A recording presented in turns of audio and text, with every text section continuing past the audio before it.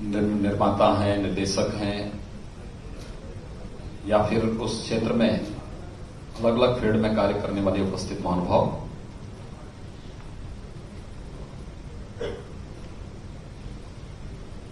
Film city की घोषणा के बाद वर्चुअली एक बार आप सबके साथ लगभग मैंने संवाद किया है, लेकिन आज मुझे यहां पर बॉम्बे स्टॉक एक्सचेंज में एक कार्यक्रम में आना था। उस कार्यक्रम को संपन्न करने के बाद मैंने जरूरी समझा कि एक संवाद आप सबके साथ में मैं करूं, और इसीलिए मैं आज यहां पर उपस्थित हुआ हूं आपके बीच में। मैं आप सबका हृदय से अभिनंदन करता हूं कि आप बहुत शॉर्ट नोटिस पे यहां पर उपस्थित हुए हैं। कोरोना से देश भी दुनिया भी जूझ रही है, तो स्वाभाविक रूप से फिल्म जगत भी इससे बुरी तरह प्रभावित हुआ है। लेकिन हर समय एक जैसी स्थिति नहीं होती। भारत ने कोरोना के खिलाफ बहुत मजबूती से लड़ाई को लड़ा है, और उत्तर प्रदेश जो देश में आबादी के हिसाब से अगर आप देखेंगे तो आबादी सबसे बड़ी आबादी का प्रदेश है। 24 करोड़ की आबादी वहां निवास करती है।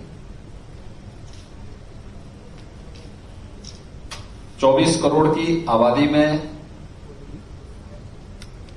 कोरोना की पॉजिटिविटी देश के अंदर अगर हम देखेंगे तो न्यूनतम है। हम लोगों ने कोरोना को भी बहुत प्रभावी ढंग से नियंत्रण किया। होने वाली मौत को भी पूरी तरह नियंत्रित करके रखा। हेल्थ इंफ्रास्ट्रक्चर को भी बढ़ाया, और प्रतिदिन उत्तर प्रदेश सरकार वर्तमान में भी इन सब के बावजूद 1.5 लाख से लेके पौने यानी 2 लाख तक के टेस्ट प्रतिदिन वहां के नागरिकों का करवा करके हर एक नागरिक को सुरक्षित करने की पूरी प्रतिबद्धता के साथ कार्य कर रही है। लेकिन हम लोगों ने लॉकडाउन भी नहीं लगाया है दोबारा, न कर्फ्यू लगाया है, और न लगाने का ही कोई विचार है। हमने कहा सारी एक्टिविटीज को प्रारंभ करो, सतर्कता और सावधानी हर एक स्तर पर लगाएंगे। हमने हर चौराहे पर पब्लिक एड्रेस सिस्टम लगाया है। पब्लिक को अवेयर करते हैं लोग, लगातार मास्क लगा करके चलें, सोशल डिस्टेंसिंग का पालन करें। कहीं कोई बात होती है तो आप नजदीक के केंद्र में जाकर के निःशुल्क टेस्ट अपना करा लें। वहां टेस्ट भी फ्री है, उपचार भी फ्री है, हर प्रकार की सुविधा फ्री है। ये सारे कार्यक्रम आप कराइए, लेकिन अपनी अन्य सामान्य गतिविधियों को बाधित मत होने दो,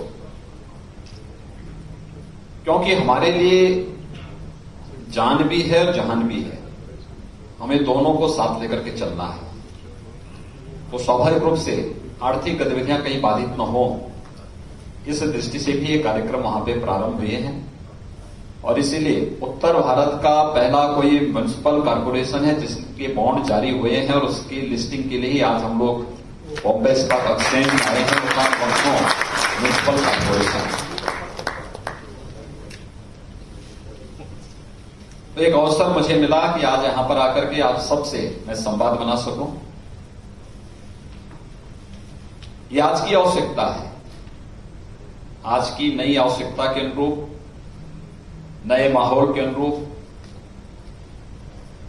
फिल्म जगत से जुड़ी हुई चुनौतियां और फिल्म जगत से जुड़ी हुई आवश्यकताओं के अनुरूप उस प्रकार का माहौल और उस प्रकार की आवश्यकताओं की पूर्ति सरकार और हम मिलकर, यानी फिल्म जगत मिलकर के एक साथ करें कि केवल सरकारी पक्ष ही न बन जाए। मेरा यह मानना है कि इसमें आप सबकी भी सक्रिय सहभागिता होनी चाहिए इस पूरे प्रोजेक्ट में। ये सरकारी आयोजन है, सरकारी प्रोजेक्ट बनकर के कतई नहीं रहना चाहिए। सरकार सपोर्ट करेगी। फिल्म जगत से जुड़े हुए निर्माता, निर्देशक, एक्टर और इस फील्ड में काम करने वाले हर एक पक्ष की सहभागिता इसमें लीड करे, और सरकार उनके पीछे रह करके उन्हें सपोर्ट करेगी। तो मुझे लगता है सफलतम कार्यक्रम हम लोग उत्तर प्रदेश के लिए दे पाएंगे, देश के लिए दे पाएंगे, दुनिया के लिए दे पाएंगे। लोकेशन आपके सामने यहां पे रखा है कि देश का सबसे अच्छा लोकेशन, एशिया का सबसे बड़ा एयरपोर्ट जहां बन रहा है जेवर में, उससे 6 किलोमीटर की दूरी पर यह लोकेशन है। यहां से दिल्ली आप आधे घंटे में जा सकते हैं, यहां से मथुरा वृंदावन आधे घंटे में आप जा सकते हैं, यहां से आगरा 45 मिनट से 1 घंटे के अंदर आप आगरा पहुंच सकते हैं। आगरा नोएडा एक्सप्रेसवे के तट पर स्थित ये भूभाग है, यमुना नदी के तट पर है और कृष्ण की मथुरा वृंदावन के सानिध्य में यह केंद्र आपको प्राप्त हो रहा है। इस संबंध में आपके जो महत्वपूर्ण सुझाव होंगे, क्योंकि इस फील्ड में न मैंने काम किया है न मेरी टीम ने काम किया है, हम लोग जिस फील्ड में काम कर रहे हैं वहां का अनुभव बता सकते हैं, लेकिन इस फील्ड में कार्य आप लोगों ने किया है और हर एक के पास अपने अनुभव है, लंबा अनुभव है।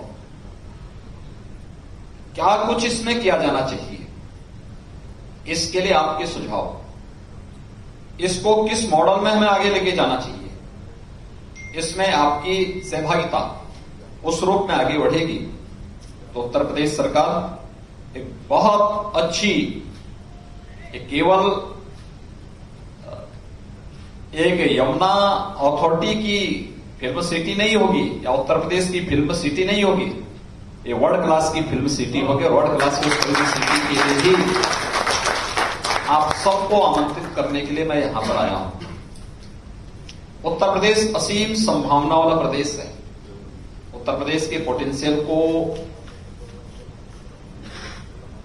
देश भी और दुनिया भी समझती है और उस पोटेंशियल को अगर आप देखेंगे तो हर एक फील्ड में आपको अवसर मिलेंगे। आप याद करिए, कुंभ का एक छोटा सा आयोजन था। कुंभ हम लोगों ने लोकलाइज कर दिया था। लोग ये मानते थे कि कुंभ का मतलब जहां लोग स्वयं आ जाएं, लोकल स्तर पर अपनी गठरी लेकर के आए, स्नान करके फिर निकल जाएं, वहां गंदगी होती थी, अव्यवस्था होती थी, दुर्व्यवस्था होती थी, भगदड़ होती थी। लेकिन कुंभ का आयोजन वैश्विक पटल पर भारत की आध्यात्मिक और सांस्कृतिक विरासत की कमिट छाप छोड़ सके, इसे हम कैसे आगे ले जा सकते हैं। 2019 में हमें यह अवसर करने का, इस आयोजन को संपन्न करने का एक अवसर प्राप्त हुआ था और आपने कुंभ के आयोजन को देखा होगा। 24 करोड़ से अधिक श्रद्धालु प्रयागराज कुंभ में आए। कोई गंदगी नहीं, कोई अव्यवस्था नहीं, कोई अराजकता नहीं, कहीं कोई भगदड़ नहीं। एक स्वच्छ, सुरक्षित और सुव्यवस्थित कुंभ भी आयोजित हो सकता है। यूनेस्को को इसके लिए मान्यता देने के लिए उनकी मजबूरी बनी कि कुंभ ने प्रधानमंत्री जी के आह्वान पर प्रयागराज कुंभ को मानवता की अमूर्त सांस्कृतिक धरोहर के रूप में मान्यता दी। अपनी धरोहर को हम किस रूप में प्रमोट करना चाहते हैं हम पर निर्भर करता है। कुंभ को अवसर प्राप्त हुआ। आपने अयोध्या के दीपोत्सव के कार्यक्रम को देखा होगा। अयोध्या में दीपोत्सव का कार्यक्रम यानी दीपावली हम अयोध्या के साथ जोड़ करके देखते हैं। भगवान राम का 14 वर्षों के वनवास के बाद अयोध्या आगमन की स्मृति में देश दीपावली मनाता है। लेकिन जिस स्मृति में आयोजन होता था और हम घर घर में दीप जलाते हैं, उस अयोध्या में ही अंधेरा छाया हुआ था। उस अयोध्या में 4 साल पहले दीपावली का कोई आयोजन नहीं हो पाता था। जब प्रदेश में हमारी सरकार बनी तो मैंने अधिकारीगण मेरे पास आए कि दीपावली के दिन हम आपको विश करने के लिए आना चाहते हैं। मैंने कहा मैं दीपावली के दिन तो मेरा वनवासी बच्चों के बीच में कार्यक्रम होता, मैं वहीं कार्यक्रम में रहता हूं। उन्होंने कहा साहब हम कैसे मिलेंगे। मैंने कहा भाई मुझे मिलने की आवश्यकता नहीं है, अपना कार्यक्रम अपने परिवार के साथ मनाइए। लेकिन मेरे दिमाग में बात आई, मैंने कहा दीपावली और अयोध्या आज हम सरकार में आए हैं, जनता की कुछ अपेक्षाएं होंगी हमसे। क्यों ना हम अयोध्या के साथ दीपोत्सव के आयोजन को जोड़े। मैंने एक टीम भेजी और टीम भेज करके वहां पे कार्य करना प्रारंभ किया। आज आपने देखा होगा दीपोत्सव का एक आयोजन अयोध्या का एक दुनिया के एक यूनिक इवेंट के रूप में सबके सामने आ चुकी है। इस वर्ष कोविड-19 के खतरे के बावजूद भी हम लोगों ने आयोजन तो किया, अच्छा आयोजन हुआ, बहुत भव्य आयोजन हुआ। लेकिन विगत 2 वर्षों में साउथ कोरिया की फर्स्ट लेडी पहले साल आई थी और डिप्टी प्राइम मिनिस्टर फिजी की अगले वर्ष विगत वर्ष वहां उस आयोजन के साथ जुड़ी थी।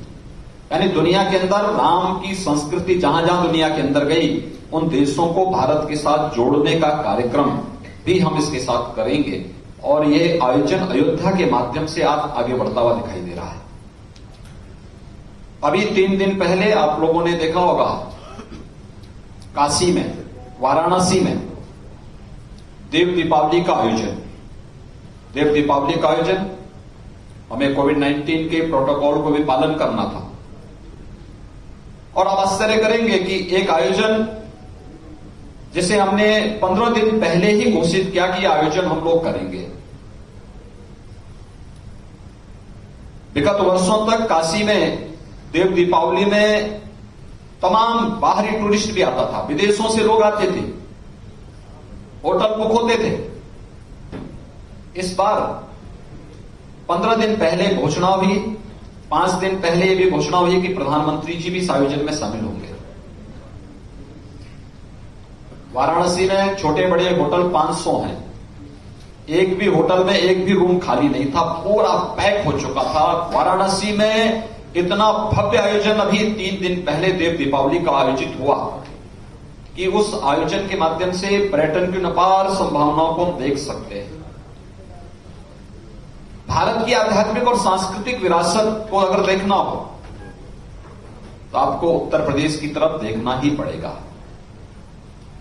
राम की जन्मभूमि, कृष्ण की जन्मभूमि, बाबा विश्वनाथ का धाम, गंगा और यमुना जैसी पवित्र नदियों का संगम, गंगोत्री से लेकर गंगा सागर तक लगभग 2500 किलोमीटर की लंबी दूरी गंगा मैया तय करती है, उसमें से 1000 किलोमीटर अकेले उत्तर प्रदेश के अंदर तय करती है। ये उत्तर प्रदेश के अंदर आप देखेंगे शक्ति पीठ वहां पर मौजूद हैं, वहां पर आपको हर प्रकार के टूरिज्म के लिए भी उस प्रकार के अवसर है। यानी केवल स्पिरिचुअल टूरिज्म के लिए ही नहीं, इको टूरिज्म की भी ढेर सारी संभावनाएं।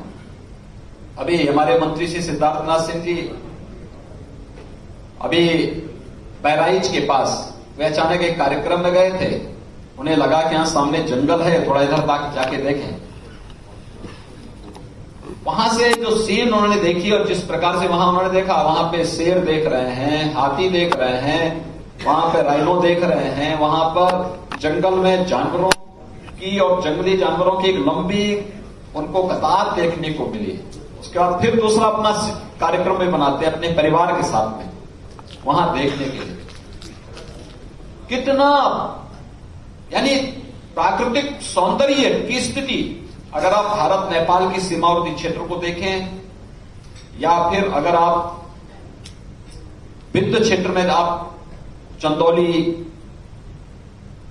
राजदरी और देवकली के जो जलप्रपात हैं, जो वाटरफॉल हैं, या सोनभद्र में अगर आप चले जाइए, मिर्जापुर के जंगलों में आप चले जाइए, चित्रकूट की ओर आप चले जाइए, कितना प्राकृतिक सौंदर्य से भरपूर माहौल आपको देखने को मिलेगा। बुंदेलखंड में आप चले जाइए, विस्तृत भूभाग आपको वहां देखने को मिलेगा। ये सभी अवसर मुझे लगता है कि फिल्म जगत के लिए इसलिए महत्वपूर्ण है।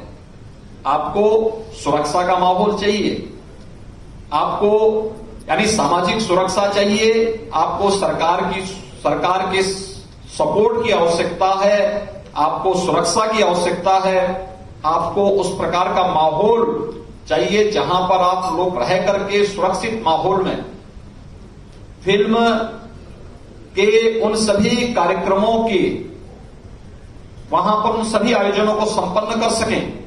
ये सभी माहौल आपको वहां पर देखने को मिल सकते हैं। उत्तर प्रदेश के अंदर अलग अलग क्षेत्रों में ये पूरा माहौल देखने को मिल सकता है।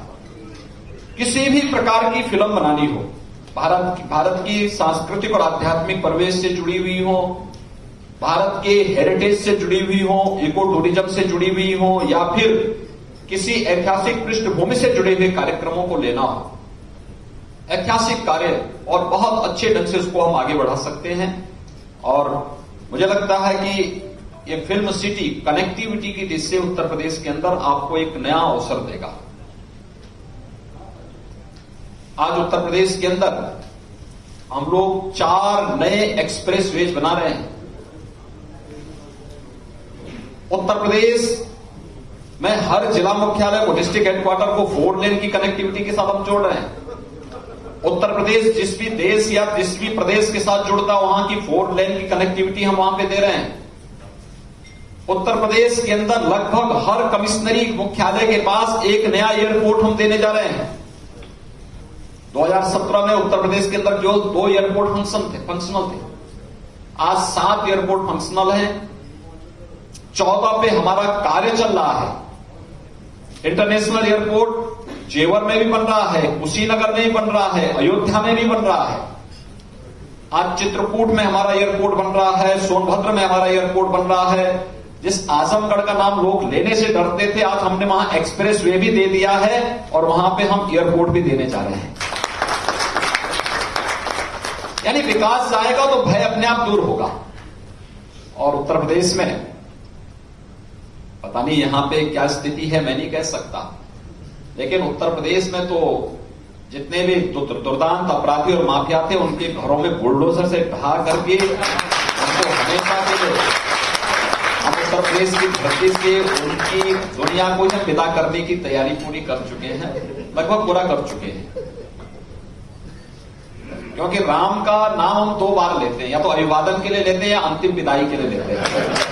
तो हमने कहा राम आ चुके हैं तो सज्जनों का यहां पर हम लोग संरक्षण करेंगे और दुर्जनों की विदाई का भी अभियान राम नाम सत्य है के साथ करेंगे। ये कार्यक्रम बहुत अच्छे ढंग से वहां पे चल रहा है। इसलिए सुरक्षा का बेहतर वातावरण भी उत्तर प्रदेश वहां पे दे रहा है, देगा। फिल्म सिटी के लिए आप सबके महत्वपूर्ण सुझाव हमारे लिए इस प्रोजेक्ट को आगे बढ़ाने में बहुत मदद करेगा।